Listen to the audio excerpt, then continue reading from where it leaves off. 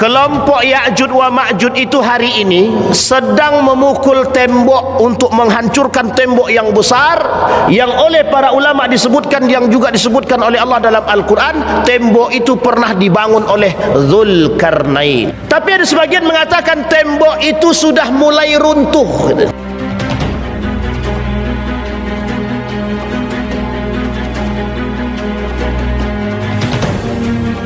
A'udzu billahi minasyaitonir rajim. Bismillahirrahmanirrahim.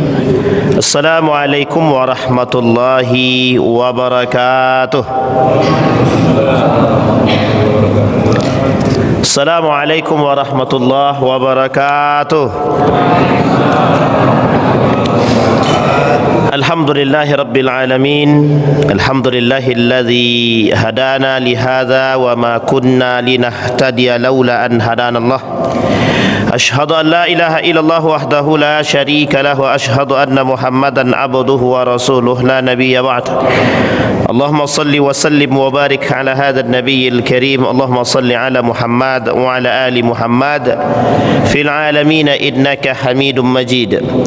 Ya ayuhan nas ittaqu rabbakum alladzi khalaqakum min nafsin wahidah wa khalaqa minha zawjaha wa batha minhuma rijalan katsiran wa nisaa wattaqullaha alladzi tasaaluna bihi wal arham innallaha kana 'alaikum raqiba. Wa qala Allah ta'ala ya ayyuhalladzina amanu taqullaha wa qulu qawlan sadida yuslih lakum a'malakum wa yaghfir lakum dhunubakum wa may yuti'illaha wa rasulahu faqad faza fawzan 'azima. Puji syukur kehadirat Allah dengan mengucapkan alhamdulillahirabbil alamin. Bersalawat kepada Nabi dengan mengucapkan Allahumma salli ala Muhammad wa ala ali Muhammad fil alamin innaka Hamidum Majid. Bapak Ibu sekalian yang berbahagia, mudah-mudahan di subuh hari ini Allah melimpahkan rahmat dan karunia-Nya kepada kita semua. Amin ya rabbal alamin. Allah jadikan rumah tangga yang sakinah, mawaddah warahmah, anak-anak yang saleh dan salihah. Orang tua kita yang masih hidup Allah sehatkan, Allah kuatkan, Allah limpahkan rezeki, luaskan rezeki, istiqamah, insyaallah husnul khatimah. Amin. Dan untuk orang tua kita yang telah mendahului kita, Allah tempatkan di tempat terbaik di sisinya, Allah terima amal ibadahnya. Kemudian Allah kumpulkan bersama orang-orang yang saleh, dan kita semua insyaallah husnul khatimah dan istiqamah dalam kebaikan dan ketaatan. Amin ya rabbal alamin. Baik Bapak Ibu sekalian yang berbahagia, di subuh hari ini biasanya kita ketemu di maghrib, sekarang ketemu di subuh. Dari panas jadi dingin. Baik Bapak Ibu, di subuh hari ini kita lanjutkan kajian kita tentang 10 tanda kiamat besar. Kata Nabi dalam hadisnya yang artinya begini: tidak akan terjadi hari kiamat sampai akan muncul 10 tanda kiamat besar.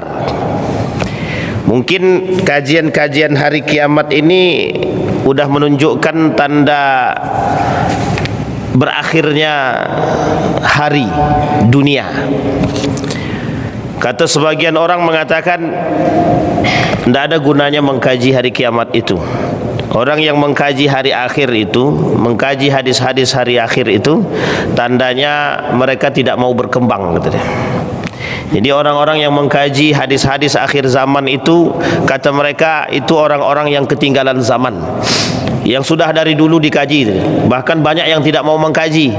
Kenapa tak mau mengkaji? Takut salah. Apa yang takut salah? Takut salah tempat. Sebenarnya bukan begitu. Kata mereka mengatakan sebagian daripada hadis-hadis tentang akhir zaman itu banyak yang lemah.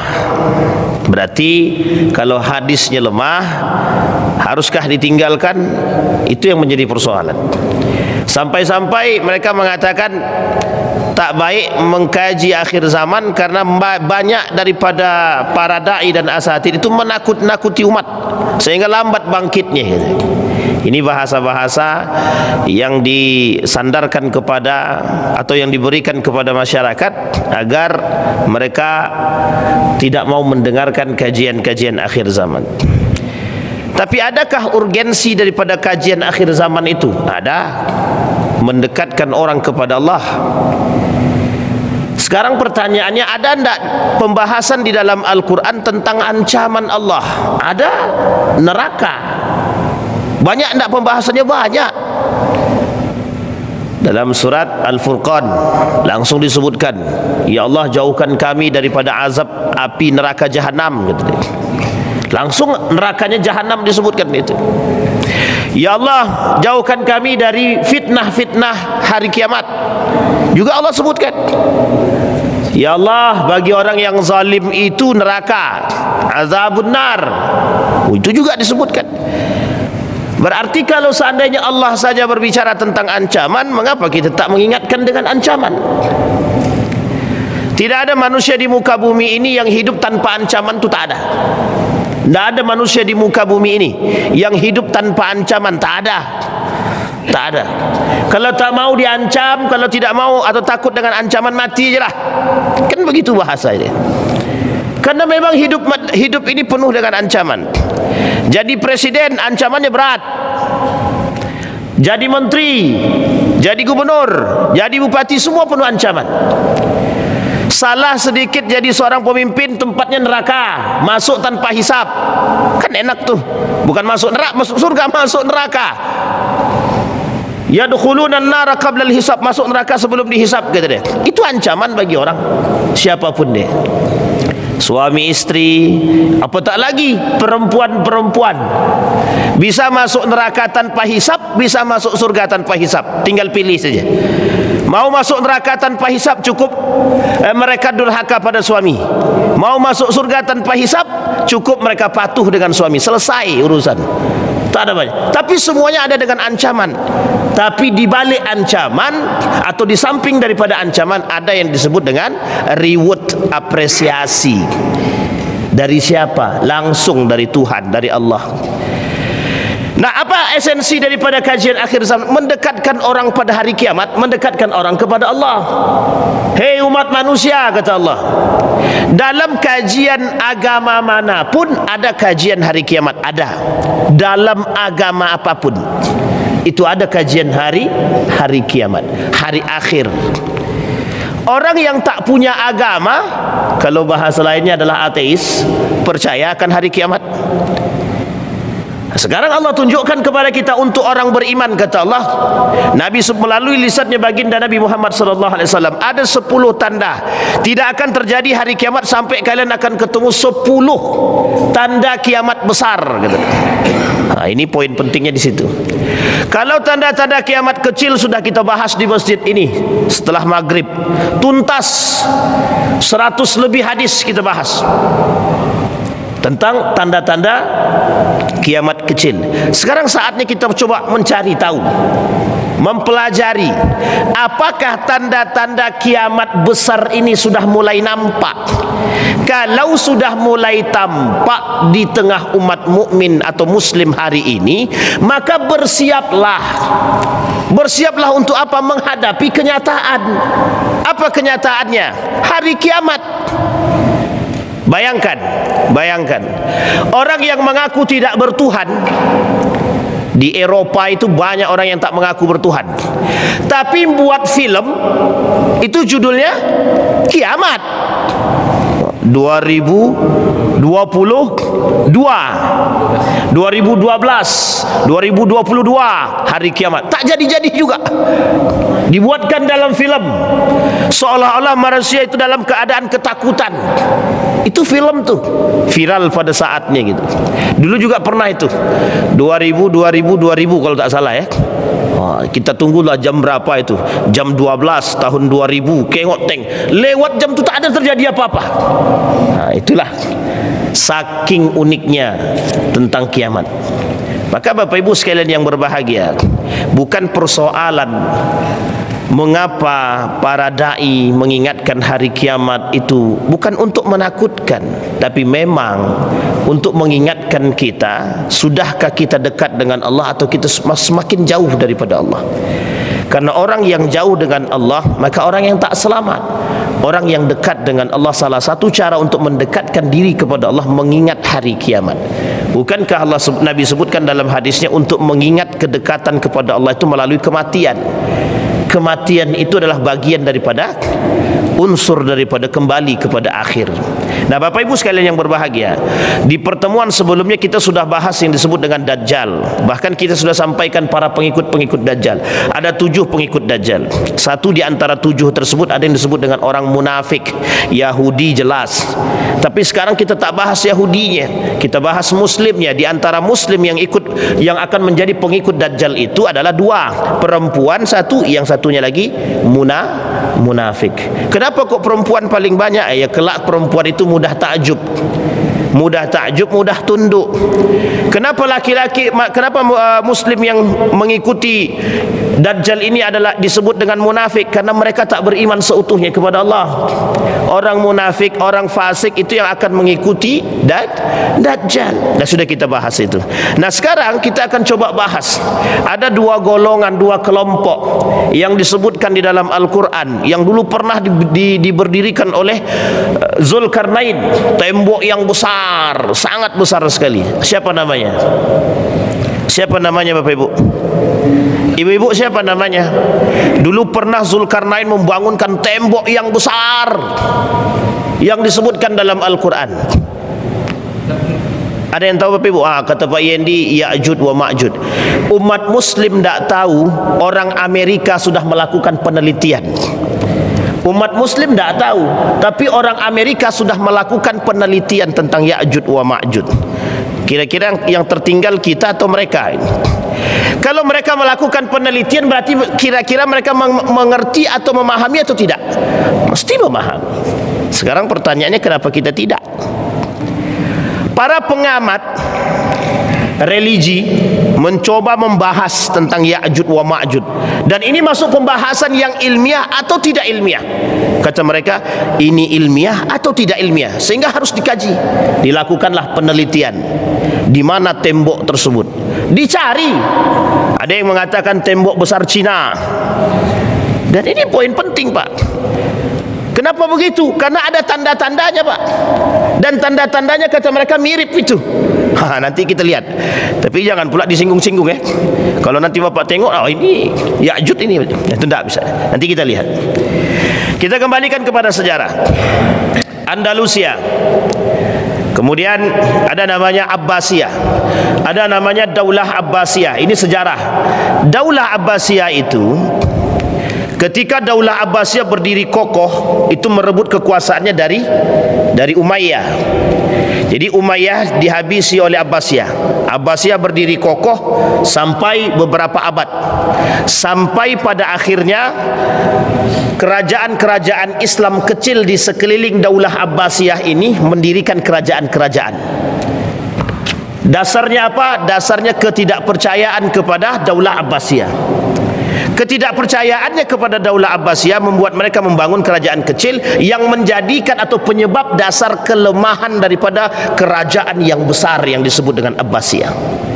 Singkat cerita, karena Abbasiyah sudah tidak kuat lagi, sudah banyak negara-negara, kerajaan-kerajaan kecil yang memisahkan diri, ketika itulah Daulah Abbasiyah diruntuhkan oleh satu kelompok yang disebut dengan Mongol. Tahu Mongol Bapak Ibu? Tahu Mongol? Mongol itu berada di perbatasan Cina. Nanti kita lihat antara Cina dan India itu ada kelompok kecil namanya Mongol. Manusianya sadis, sangat sadis, sesadis-sadisnya. Dalam aspek sejarah, pembunuhan tersadis itu dilakukan oleh oleh kelompok Mongol terhadap kerajaan Abbasiyah. Uniknya, yang dibunuh bukan manusia saja, semuanya dihabisinya. Bangunan, gedung, perpustakaan habis, dibasmi. Saking daripada sadisnya kerajaan kelompok orang-orang Mongol ini, itu pembunuhannya biasa. Jadi menggorok leher orang itu biasa, memotong, memutilasi itu biasa. Kalau sekarang ada mutilasi itu sebenarnya bagian kecil daripada kelompok Mongol itu. Itu permainan mereka itu. Saking sadisnya, badannya kekar, tegap. Cara membunuhnya unik gitu. Bagaimana cara membunuhnya? Itu tadi, mutilasi itu adalah mainan. Kalau membunuh cuma tikam saja, itu bukan permainan mereka. Nah, oleh sekelompok para ulama mengatakan Mongol ini kelak menjadi sesuatu atau menjadi ancaman bagi umat Islam, bagi seluruh umat manusia. Oh, kok bisa begitu? Para pengamat mengatakan merujuk kepada hadis yang lain. Apa kata mereka? Bagian daripada Ya'jud wa Ma'jud. Tapi betulkah mereka Mongol ini orang Ya'jud wa Ma'jud? Nanti kita lihat dalam sejarah, dalam hadis Nabi. Betul tak mereka itu masuk dalam kategori Ya'jud wa Ma'jud? Nah, sekarang kita lihat apa itu Ya'jud wa Ma'jud. Ya'jud wa Ma'jud qabilatani azimatani au sya'bani min bani Adam. Garis bawah itu oleh Syekh Muhammad Abdurrahman Al-Arifi mengatakan begini, Ya'jud wa Ma'jud itu berasal daripada keturunan Bani Adam. Siapa tu? Ada yang tahu Bapak Ibu?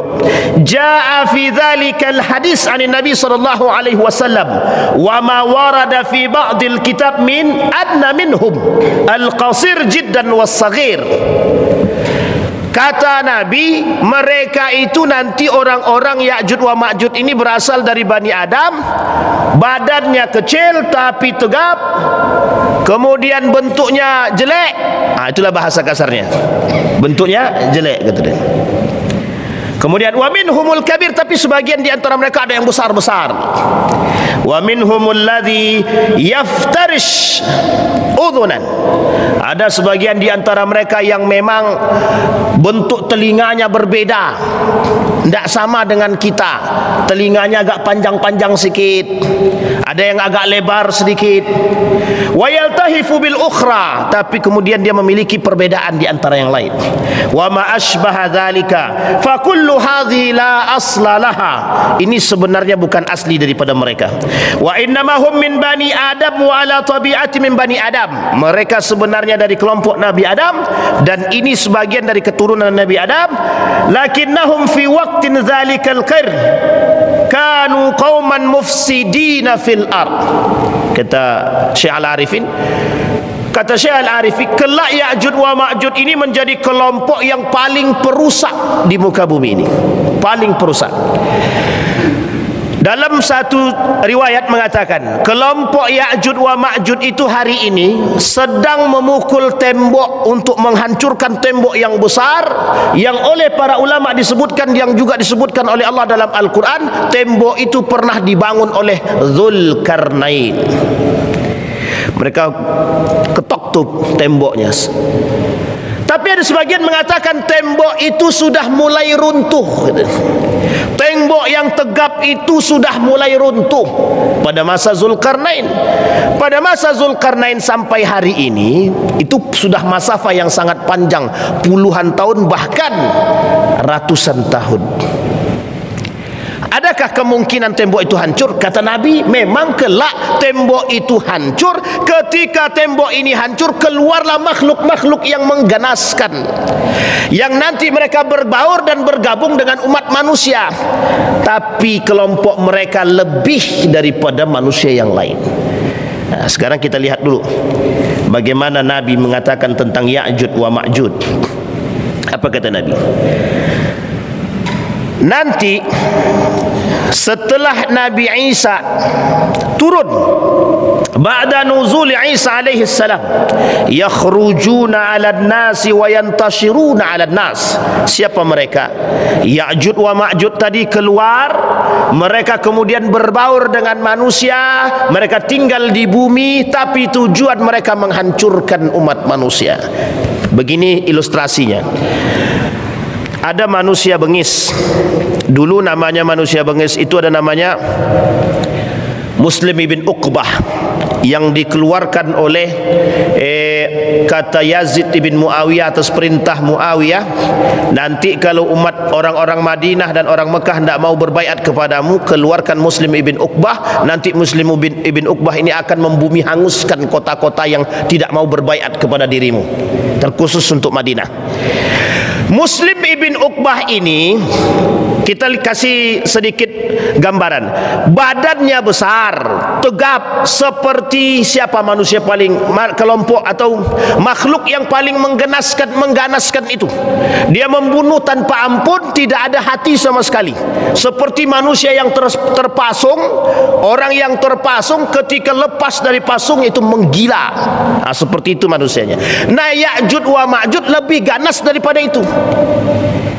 Lebih ganas daripada itu. Bagaimana kok bisa ganas? Selama beratus tahun dikurung, mereka memakan sesama mereka. Apa yang bisa mereka makan? Sesama mereka makan.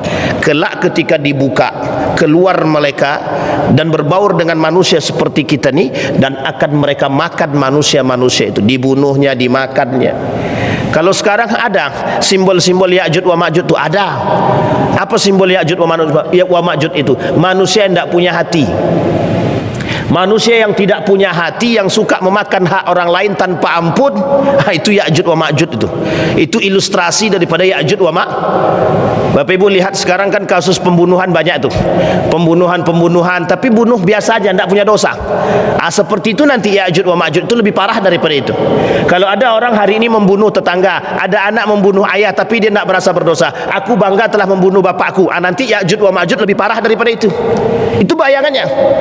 Ketemu tengah jalan, begal habis. Kemarin kasus seorang bapak-bapak membantu orang yang dibegal. Bapak-bapak itu yang mati. Kepalanya digerek tuh Pak. Motornya diambil. Nah, besok lebih parah daripada itu. Ketika Ya'juj wa Ma'juj muncul, itu jauh lebih parah daripada itu. Jadi pembunuhan itu seperti seolah hal yang biasa. Sampai Nabi sebutkan di dalam hadisnya, kelak di akhir zaman kata Nabi, tidak akan terjadi hari kiamat sampai kalian akan melihat pembunuhan orang yang mati itu biasa. Nah, nanti pada masa Ya'juj wa Ma'juj lebih daripada itu. Kalau hari ini kita lihat kepala di mana, kaki di mana, ditemukan mayat tidak berkepala sehingga tak bisa dideteksi, kan begitu? Ada. Nah, nanti tidak satu kali dua kali, berkali-kali kita temukan kepala di situ, badan di situ, tapi terpisah semua.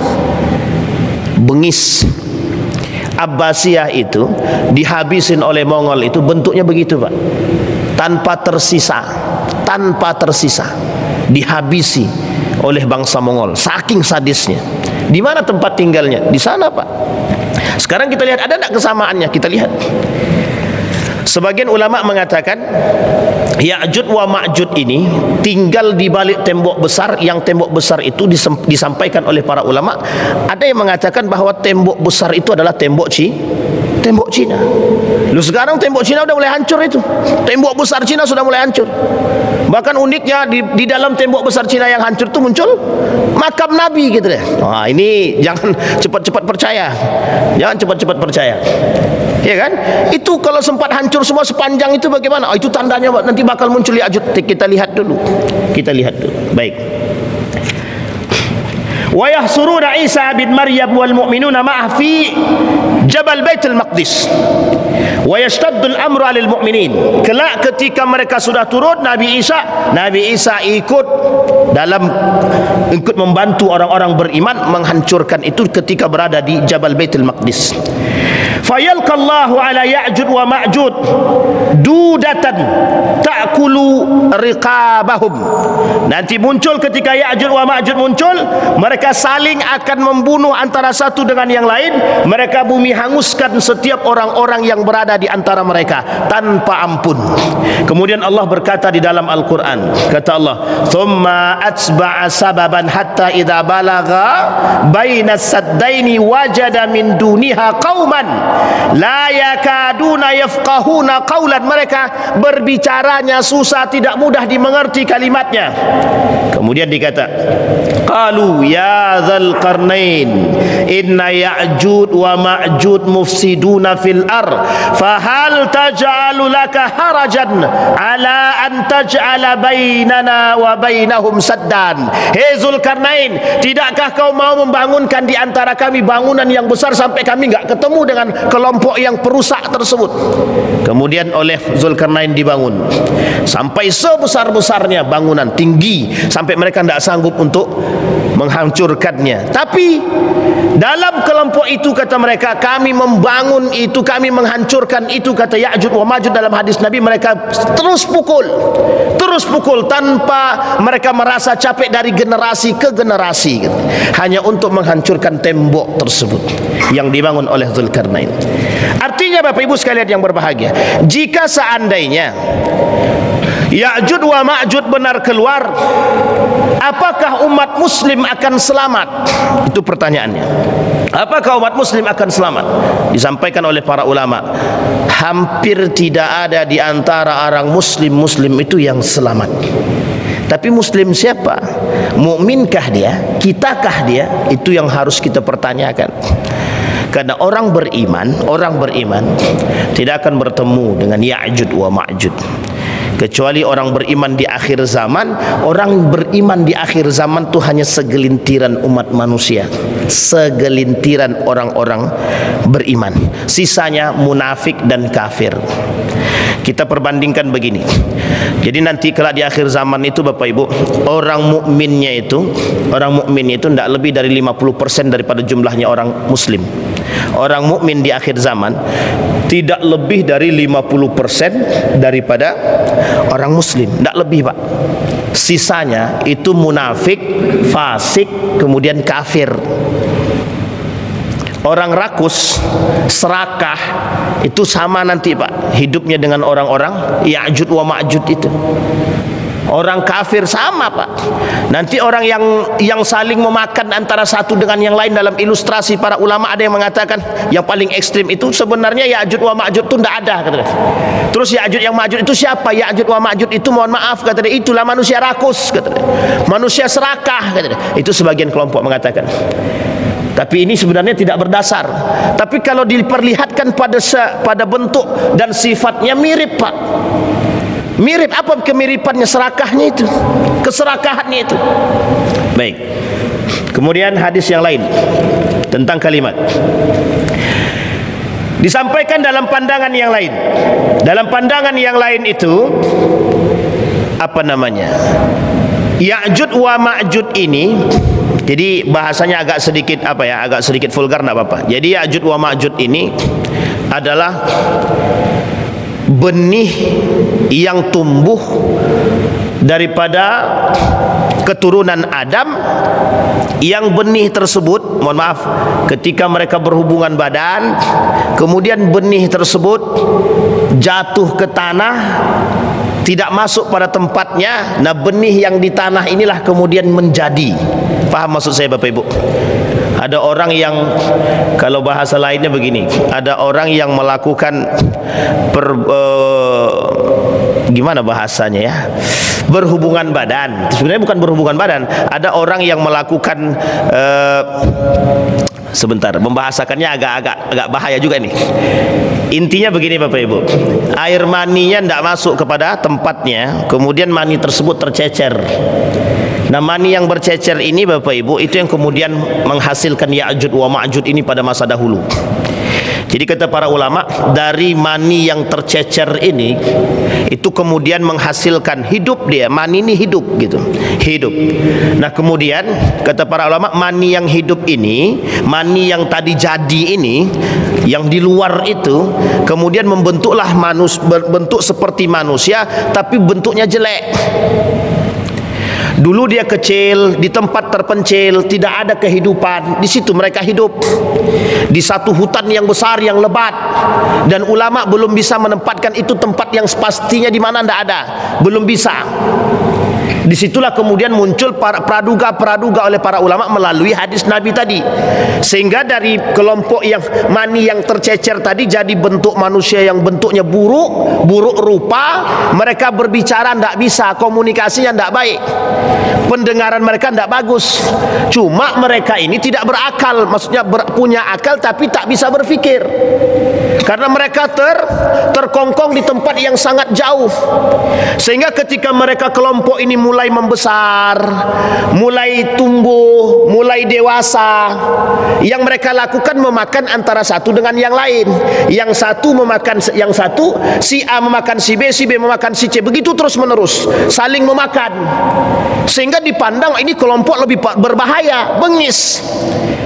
pada masa Zulkarnain itulah kemudian nampak Zulkarnain tahu kelompok itu berada di situ tak jauh dari tempat kerajaan Zulkarnain. Itu dia.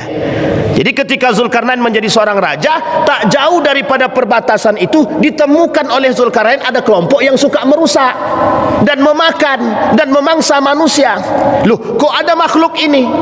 Itulah kemudian diisyaratkan oleh Allah untuk membangun bangunan yang tinggi, benteng. Tidakkah engkau mau membangunkan di antara kami dengan mereka? Ada apa? Tembok yang besar sampai mereka tertutupi. Ketakutan daripada Zulkarnain akan munculnya makhluk-makhluk seperti ini terhadap kelompoknya, itu dibangunkan tembok. Itu yang kemudian diisyaratkan oleh Allah dalam Al-Quran untuk kita. Untuk kita. Zulkarnain bukan membunuh, Zulkarnain bukan membumi hanguskan, tapi perintahnya cuma untuk dibangunkan tembok. Kenapa begitu? Karena kelak di akhir zaman dia muncul untuk memangsa orang-orang munafik dan orang kafir. Ini kebengisan yang mereka miliki. Alhamdulillah. Alhamdulillah. Kau nak tarik urat juga awak dibuat. Baik. Nah, kemudian mereka jumlahnya sedikit. Jumlah mereka sedikit, tidak banyak. Kemudian ketika jumlah yang sedikit tadi tapi paling berkuasa. Sekarang kita lihat, Yahudi itu berkuasa tak? Kelompok kecil tak? Tak lebih daripada 20.000. Tidak lebih daripada 30.000 jumlah orang Yahudi di muka bumi ini. Tapi kira-kira memegang apa dia? Dunia ini dipegang ya. Dunia ini dipegang ya. Jumlahnya tak banyak, tapi dunia dia pegang. Berarti Yahudi itu Ya'juj wa Ma'juj mirip sifatnya. Mirip sifatnya, Pak. Berarti bisa jadi mereka itu bosan. Mungkin. Berarti kalau seandainya mereka sudah muncul, ya berarti tanda kiamat sudah mulai dekat. Sudah mau kiamat berarti. Tapi sebagian ulama mengatakan bukan begitu. Kenapa? Karena salah satu karakter daripada Ya'juj wa Ma'juj itu mata dia sipit. Sampai di sini paham Bapak Ibu? Jangan tengok kiri kanan. Tidak usah tengok kiri kanan. Salah satu di antara karakter Ya'juj wa Ma'juj bermata sipit. Bermata sipit. Yang kedua, putih. Sehingga muncul dalam satu pembahasan. Ini saya sampaikan, muncul dalam satu pembahasan. Berarti mirip orang Cina. Apakah Cina ini bagian daripada itu, kata mereka. Nah, ini perlu digaris lurusi. Nanti kita bahas pembahasan khusus di pertemuan yang akan datang. Karena memang tidak bisa sensitif itu. Cina Ya'juj wa Ma'juj, wah habis kita dibuat orang.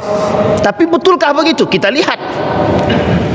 Karena memang kelompok-kelompok ini selain daripada mengganaskan, selain daripada menakutkan, memang Ya'juj wa Ma'juj ini bermata sipit. Selain daripada bermata sipit, punya badan yang cukup kuat. Dan memang rakusnya, serakahnya, memang itu sifat daripada mereka. Karena mereka tidak punya ini. Punya ini tapi tidak punya ini. Punya akal tapi tidak punya hati. Sehingga memang karakter Ya'juj wa Ma'juj ini oleh para ulama itu banyak agak mirip dengan kelompok-kelompok tertentu.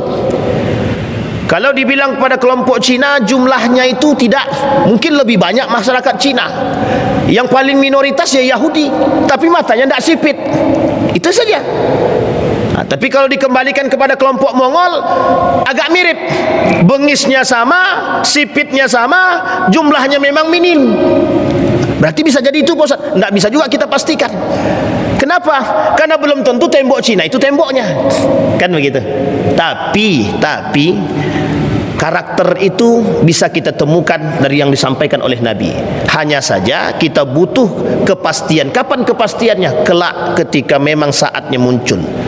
Maka disitulah manusia akan tahu siapa kelompok tersebut. Karena sampai hari ini ulama tidak ada yang memastikan satu pun kelompok Ya'juj wa Ma'juj itu kelompok yang seperti apa dan di mana tempatnya. Kalau karakter dan sifatnya sudah disampaikan. Sampai di sini bisa dipahami Bapak Ibu. Kira-kira mau ketemu dengan kelompok Ya'juj wa Ma'juj? Kalau ada kita tunggu aja. Tapi kalau tidak mau jangan. Tujuan mereka diciptakan apa? Apa tujuan mereka? Nanti bagaimana ketika mereka berbaur dengan manusia? Memang walau arsalu ilaihim la afsadu. Tujuan mereka ketika dikirimkan kepada mereka apapun, mereka akan merusak. Jadi Bapak Ibu, perbandingannya tadi sudah saya sampaikan 1000 banding 1. Jadi keluar mereka berbaur dengan kita nih kesulitan nih Pak, kesulitan mencari. Nanti mudahnya ditemukan itu ketika Bapak Ibu melihat nanti satu orang tadi menghabisi orang terdekat dia. Misal begini, kita kasih dia tempat tinggal, dibunuhnya kita. Kita kasih di tempat, dibunuhnya kita. Nah di situ nanti akan kelihatan, oh ini loh Ya'juj wa Ma'juj. Nah ketika sudah semua keluar dan berada di tengah kita, itu yang menguasai kita itu mereka, bukan lagi kita, tapi mereka yang paling berkuasa itu. Mereka berada di antara kita, mereka bunuh kita, mereka makan kita dan lain sebagainya semuanya. Mereka ketika diberikan tinggal di tempat perkampungan yang banyak ternaknya, ternak itu pun dibunuhnya. Ternak-ternak dibunuhnya, dimakannya. Kemudian yang punya ternak pun dihabisinya. Karena mereka tidak punya hati. Dan itu Bapak Ibu oleh para ulama menjadi sebuah ketakutan yang besar kelak di hari kiamat, sebelum hari kiamat. Kenapa begitu? Karena yang ditakutkan oleh para ulama itu bertemu dengan mereka. Maka doanya para ulama itu, ya Allah jangan sampai kami bertemu dengan Ya'juj wa Ma'juj. Jangan sampai. Nah Bapak Ibu juga begitu doanya. Semoga kita ini tidak ketemu dengan Ya'juj wa Ma'juj. Tapi kalau kita ketemu dengan Ya'juj wa Ma'juj, bagaimana Pak Ustadz? Nanti kita lihat apa yang disampaikan oleh para ulama. Bagaimana cara ulama menjaga diri dia. Kemudian bagaimana cara Ya'juj wa Ma'juj menghancurkan dinding yang tebal tadi, bangunan yang besar tadi, bagaimana cara mereka menghancurkannya? Kata para ulama, kata Syekh Al-Arifi, mereka memukulnya sedikit demi sedikit dengan apa yang mereka miliki. Diambillah kayu, mereka potong kayu tadi, mereka jadikan alat pukul, itu terus yang mereka pukulkan. Nampak tidak berhasil. Tetapi tembok yang besar tadi kalau terus didorong, terus itu dia akan goyang sedikit demi sedikit. Yang mereka harapkan itu apa? Ketika sudah tak lagi kokoh, itu ketika beramai-ramai menghancurkannya bisa hancur. Satu. Yang kedua, mereka gunakan batu. Apapun caranya mereka lakukan untuk menghancurkan dinding tersebut. Apakah itu perintah dari Tuhan? Apakah itu perintah dari Allah? Allah mengabarkan kepada kita akan muncul kelompok ini. Allah cuma mengabarkan kepada kita, hei orang beriman, hei orang-orang beriman, hari kiamat itu akan datang kalau kalian sudah menemukan orang-orang yang bernama Ya'juj wa Ma'juj. Batu yang besar itu saja mereka robohkan, apalagi badanmu yang begitu lembut. Hei orang beriman, kata Allah, hei orang beriman, kalau kalian juga tidak sadar dengan kondisi kalian, bagaimana kalian bisa selamat daripada kelompok ini? Itu yang disampaikan oleh Allah kepada kita. Sehingga kalau kita tak sadar dengan diri kita, dengan keimanan kita, ya kita tidak selamat. Nah yang bisa selamat siapa? Nanti kita lihat. Nah kemudian kata para ulama, kapan kejadian itu bakal terjadi? Ya ketika munculnya setelah Dajjal. Jadi kalau Dajjal sudah nampak, Nabi Isa sudah turun, baru Ya'juj wa Ma'juj. Berarti sekarang belum, Nabi Isa belum turun. Memang belum turun, Nabi Isa-nya belum turun. Tapi sebagian mengatakan sebentar lagi Nabi Isa turun, gitu dia. Tapi Dajjal belum nampak. Siapa bilang Dajjal belum nampak? Itu manusia-manusia yang seperti Dajjal itu sudah mulai nampak. Manusia yang menyerupai Dajjal. Karena nanti kalau sudah manusia seperti Dajjal, Dajjalnya turun, baru kemudian turun Nabi Isa. Tapi belum nampak Ustaz Isa-nya turun. Betul. Sejauh masih ada orang-orang yang masih kuat dengan keimanannya, maka Nabi Isa belum turun. Tapi Bapak Ibu sekalian yang berbahagia, apa alasan kita harus mempelajari ini? Nabi Isa belum turun. Apa alasan kita untuk mengetahui Ya'juj wa Ma'juj sementara Nabi Isa juga belum turun?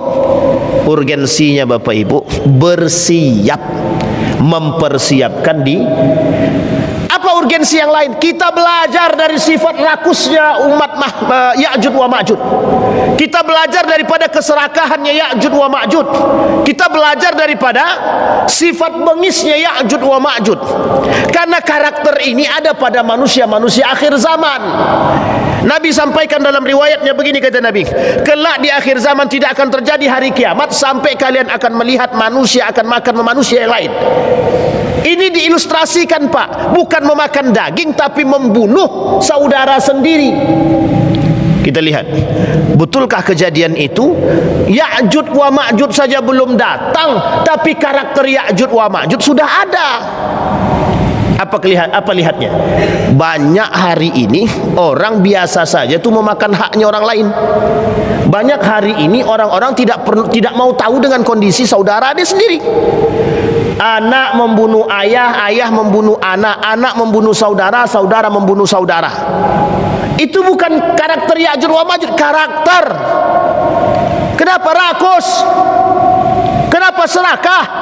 Kenapa kok bisa begitu? Apa penyebabnya? Itu yang terjadi. Kecintaan mereka terhadap dunia membutakan mata, membutakan hati, sehingga tidak nampak mana saudara dan tidak nampak lagi mana ibu, mana ayah.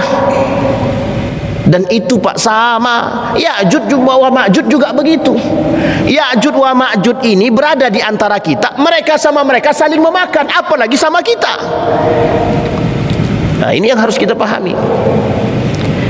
Dan Ya'jud wa Ma'jud ini, Ya'jud wa Ma'jud ini bukan kelompok yang biasa. Bukan kelompok yang biasa. Kenapa Zulkarnain yang begitu berani harus membangun bangunan yang tinggi dan kokoh?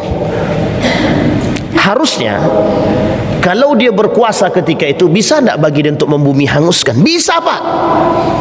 Kiasan bagi kita, kiasan bagi orang beriman, persiapan bagi orang-orang yang berakal. Itu yang Allah sebutkan dalam Al-Quran, ulil albab, ulil absar. Tujuannya satu saja, hei orang-orang beriman, pandang dengan mata hatimu, pandang dengan akalmu, pandang dengan imanmu, kata dia. Jadi semua yang Allah berikan bukan tanpa sebab. Semua yang Allah turunkan bukan tanpa alasan. Semua yang Allah kiaskan kepada kita, semua yang Allah turunkan kepada kita bertujuan satu, mempersiapkan diri menghadapi hari kiamat. Ini baru nomor 2, Pak. Masih ada 7 lagi. Anggaplah Nabi Isa belum kita bahas, nanti ada 7 lagi. 7 lagi ini lebih lagi daripada itu, Pak. Dan akhirnya adalah gempa yang begitu besar di tengah umat. Batu berterbangan seperti kapas. Batu. Bapak Ibu bayangkan batu yang besar di Madinah dan di Mekah itu, yang sekeliling gunung itu isinya batu saja, itu berterbaran bagaikan kertas yang kelak ditimpakan kepada manusia. Gimana rasanya itu, Pak? Barulah kemudian muncul, Pak, gempa zalzalah yang begitu besar, gempa bumi hancur. Disinilah akhir daripada segala kehidupan. Tapi Bapak Ibu, percayalah, orang beriman tidak bertemu dengan hari kiamat. Orang beriman tidak bertemu dengan hari. Bapak Ibu beriman apa tidak? Mau ketemu dengan hari kiamat apa tidak? Mau apa tidak? Jangan ragu-ragu, kalau mau bilang mau, kalau tidak, tidak. Ibu-ibu mau? Tidak. Kenapa tidak mau, Bu? Karena udah tua, sebentar lagi mati kami lagi. Ya bisa jadi. Karena Bapak Ibu, kata Nabi dalam hadisnya, seburuk-buruknya kelompok, seburuk-buruknya kaum, aswa'ul kaum, seburuk-buruknya kaum yang bertemu dengan hari kiamat. Seburuk-buruknya kaum yang bertemu dengan hari kiamat. Tapi kalau bertemu dengan akhir zaman, buruk tak pusat? Hampir. Makanya Bapak Ibu, disampaikan oleh Nabi, di akhir zaman itu orang-orang beriman tak lebih dari 50%. Kata para ulama, tak lebih dari 50%. Berarti sekarang ini Pak Ustaz belum akhir zaman? Hampir. Sudah hampir akhir zaman. Kenapa begitu? Yang berimannya sedikit, yang muslimnya banyak. Perbandingannya begitu? Iya. Nah, Nanti ada tak yang mengikuti Ya'juj wa Ma'juj ini Pak Ustaz? Kita tidak mengikuti Ya'juj wa Ma'juj, tapi kita mencari keamanan untuk selamat daripada Ya'juj wa Ma'juj. Mencari yang kita lihat dari orang-orang beriman. Nanti orang beriman itu yang sedikit tadi itu menyaksikan bagaimana mereka saling memakan antara satu dengan yang lain. Itu sudah kita saksikan sekarang. Sudah. Bagaimana para elit, para rakuser itu, orang-orang rakus, orang-orang serakah saling memakan antara satu dengan yang lain. Kita cuma kita orang beriman menyaksikan. Kita saksikan Pak, si A di penjara karena siapa? Karena si B. Padahal dulu si A pelayan si B. Si B di penjara oleh si C, padahal si B pelayan daripada si C. Begitu terus menerus. Dan itu sudah disampaikan. Karakter Ya'juj wa Ma'juj juga begitu. Kita orang yang mencari selamat tadi daripada Ya'juj wa Ma'juj, bahkan sampai dikatakan oleh para ulama sedikit sekali di antara manusia yang selamat daripada Ya'juj wa Ma'juj itu, sedikit sekali. Maka kita berdoa moga-moga kita selamat Pak. Semoga kita selamat dan kita tidak ketemu. Mudah-mudahan kita tidak ketemu. Maka beruntunglah kami yang sudah tua nih Ustaz. Ya Alhamdulillah. Berarti yang tak beruntung yang muda-muda Pak Ustaz. Ini masalah juga, karena kita tak tahu. Abang tenang bang, abang aman, abang dah tua. Nih abang-abang yang tua aman, yang muda nih yang menjadi masalah. Baik. Nah, kemudian ada yang mengatakan cerita daripada Ya'juj wa Ma'juj itu tidak benar. Ini kita sampaikan sebagai perbandingan. Apa kata mereka? Kaum-kaum ateis itu, cerita Ya'juj wa Ma'juj itu tidak benar. Kata kaum liberal, cerita Ya'juj wa Ma'juj tidak benar. Kalau memang cerita Ya'juj wa Ma'juj tidak benar, maka Allah berkata bohong. Kalau Ya'juj wa Ma'juj cerita ini tidak benar, kata kaum liberal, berarti Nabi pendusta. Nabi pendusta. Tapi kita orang beriman wajib iman. Apa hukumnya? Wajib mengimani keberadaan Ya'juj wa Ma'juj yang Allah sebutkan di dalam Al-Quran. Wajib. Bagi siapa? Bagi orang beriman. Tapi banyak kok orang muslim biasa aja Ustaz dan enggak mau tahu dengan urusan tersebut. Memang itulah yang disebut dengan fasik wal munafik. Itulah yang disebut dengan orang fasik dan orang-orang munafik. Apa kata Nabi? I'lamu, sampaikan kepada mereka bahwa keberadaan Ya'juj wa Ma'juj, wa abshiru, dan sampaikan semua harus tahu akan keberadaan Ya'juj wa Ma'juj. Jangan sampai tidak. Kata para ulama, hei para ulama, hei orang alim, sampaikan kepada makhluk, kepada manusia bahwa Ya'juj wa Ma'juj itu ada. Abshiru wa'lamu wa a'linu. Sampaikan. Nah, ini bentuknya Pak, perintah tadi dah saya sampaikan tentang Ya'juj wa Ma'juj itu. Bapak Ibu harus wajib hukumnya bagi kita memahami apa yang disampaikan oleh Allah di dalam Al-Quran. Kemudian kata Nabi dalam riwayat yang lain, fatahallah man rada ma Ya'juj wa Ma'juj mithla hadhihi wa aqada biyadihi tis'in. Kemudian wa an Abi Sa'id Al-Khudri anna Nabi sallallahu alaihi wasallam qala yaqulu Allah ta'ala ya bani Adam fayaqulu labbaik wa sa'daik wal khair fi yadaik fayaqul ukhruj ba'th an-nar qala wa ma ba'th an-nar qala min kulli alfi tis'umi'atin wa tis'a wa tis'ina fa indahu yashibus saghir. Kata Nabi diperkuat oleh hadis yang lain perkara Ya'juj wa Ma'juj. Hei Bani Adam, kata Nabi. Kemudian disampaikan labbaik, ada apa? Iya, dijawab. Wal khair fi yadik, kebaikan itu ada di tanganmu. Fayaqul ukhruj ba'than nar, keluarlah wahai ba'tsun nar. Qala wa ma ba'tsun nar, siapa itu ba'tsun nar? Ba'tsun nar tadi penghuni neraka. Wahai para penghuni neraka, keluarlah. Nah, itu tadi. Jadi Ya'juj wa Ma'juj juga disebutkan sebagai ba'tsun nar, penghuni neraka.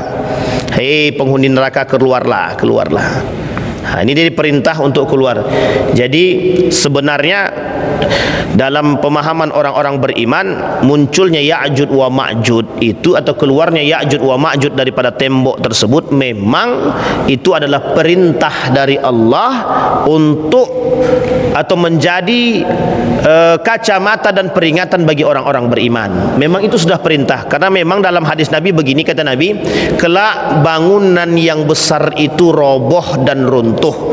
Nah, di tengah runtuhnya di tengah runtuhnya bangunan-bangunan yang kokoh tadi, keluarlah makhluk-makhluk yang kecil, makhluk-makhluk yang putih bermata sipit yang bengis, gitu deh. Itu isyarat. Artinya Nabi menyampaikan kepada kita isyarat itu pasti akan terjadi. Kita ambil contoh. Nabi bilang begini, kata Nabi, kelak di akhir zaman itu, kata Nabi, akan ada wanita-wanita yang tidak patuh terhadap suami. Terbukti apa tidak? Sudah terjadi. Banyak hari ini perempuan-perempuan yang tak mau patuh terhadap suami. Itu sudah terjadi.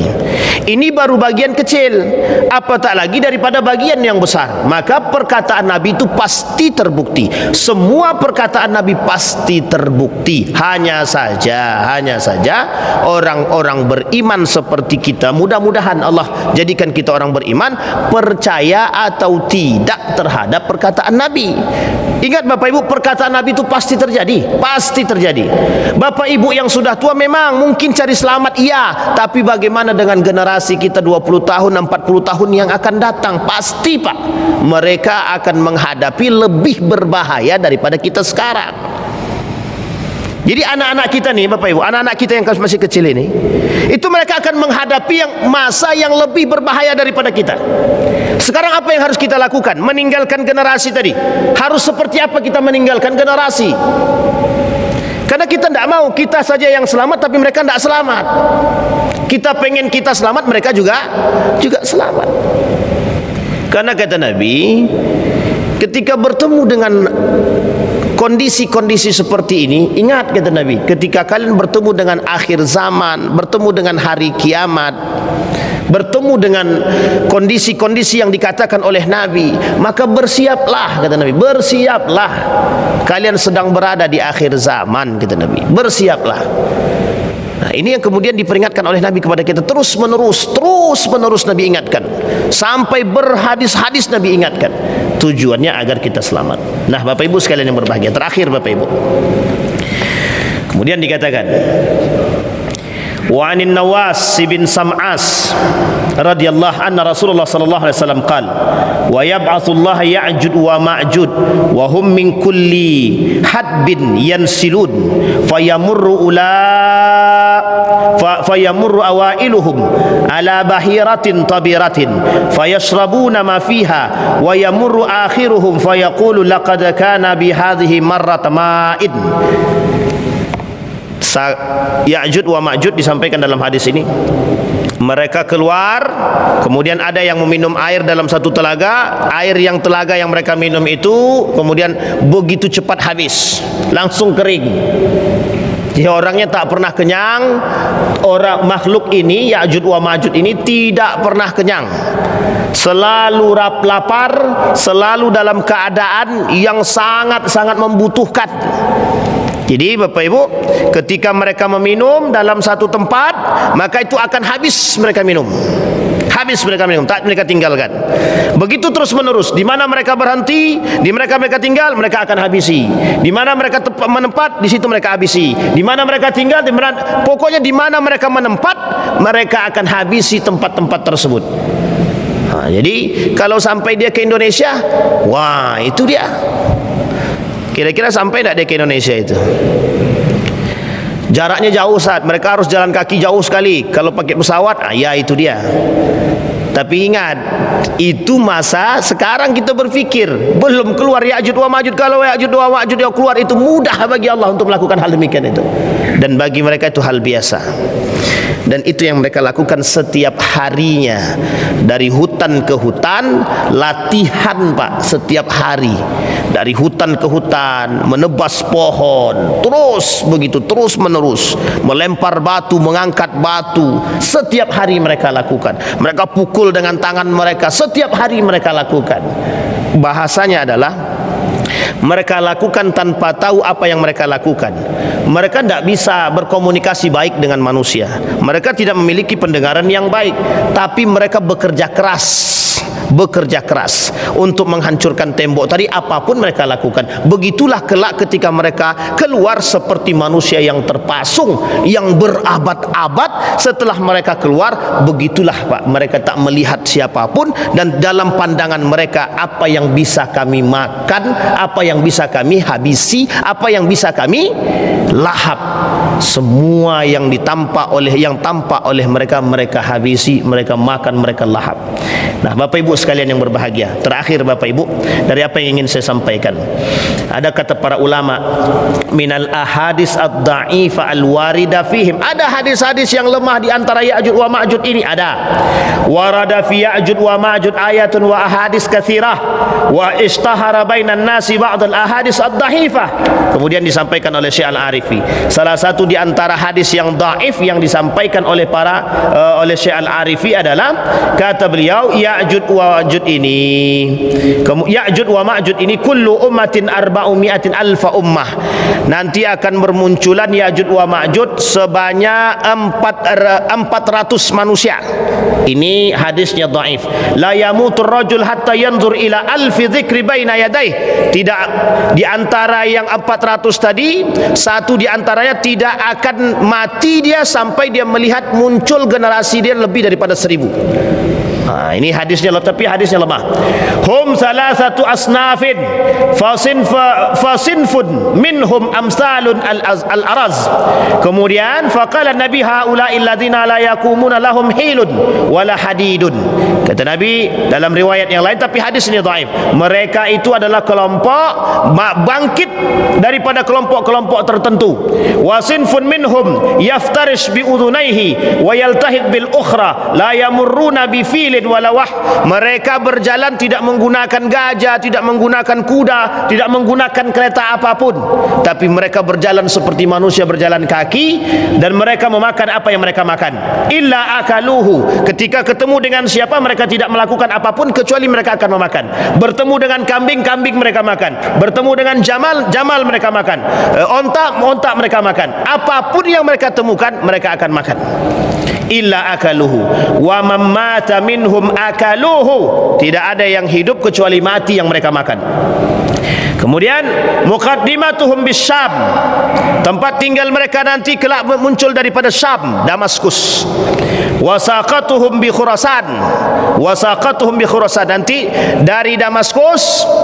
Khurasan itu di mana?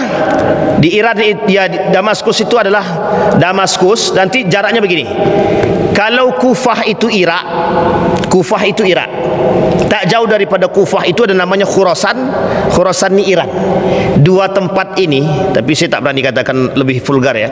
Dua tempat ini adalah markas daripada kelompok Syiah. Tak jauh daripada situ ada namanya Syam. Ya lumayan jauh lah, Syam hari ini disebut dengan Damaskus. Jadi dari sini, dari dua tempat ini sebenarnya merujuk kepada hadis Nabi juga. Kata Nabi, isyaratnya begini, kerusakan itu muncul daripada arah timur, kata dia. Nah, arah timur ini oleh sebagian ulama disebutkan ya kalau ndak Irak, ya Iran, kalau ndak ya dari Damaskus. Bahkan ada yang mengatakan, mohon maaf, ada yang mengatakan bahwa perbatasan Saudi Arabia, kata dia. Nejat, kata dia. Lebih tepatnya di perbatasan Saudi Arabia. Nah, Bapak Ibu sekalian yang berbahagia, itu hadis-hadis yang dhaif yang disampaikan oleh Syekh Al-Arifi.